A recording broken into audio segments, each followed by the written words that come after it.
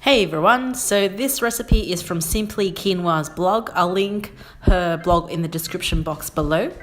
For this recipe, you will need quinoa that has been soaking for over 6 hours, oil, baking powder, salt and water.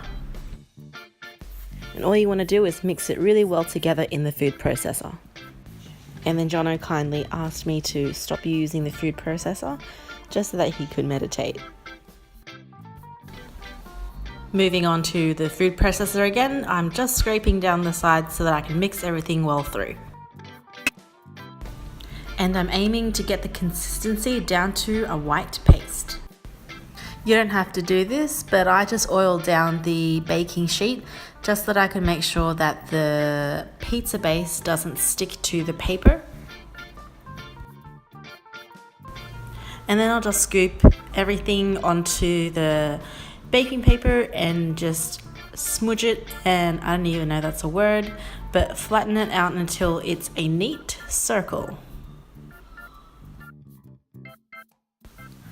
So I already had the oven preheating to 180 degrees, and I will pop this in the oven and leave it in there for about 12 to 15 minutes, and you want to just keep checking on it just to make sure you don't burn it.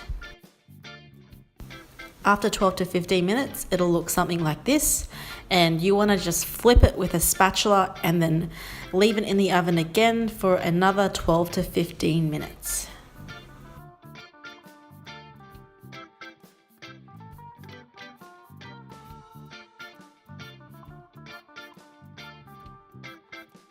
So my chosen toppings for this pizza, it's dairy free and gluten free, so I'm not going to be putting any cheese on it, but it's just tomato paste, my homemade basil pesto. I'm also going to be adding some kale, Spanish onion, some nutritional yeast for a bit of that cheesy flavor, and some spices. So I think that was garlic and paprika that I'm using for this pizza. What I really like about this recipe is that it's only 4 to 5 ingredients to make the base, and after you've made the base, the toppings is pretty much your choice to do whatever you'd like with it. Then I'm going to put it back in the oven for another 10 minutes just so that it can cook all the toppings. And who doesn't love a healthy pizza?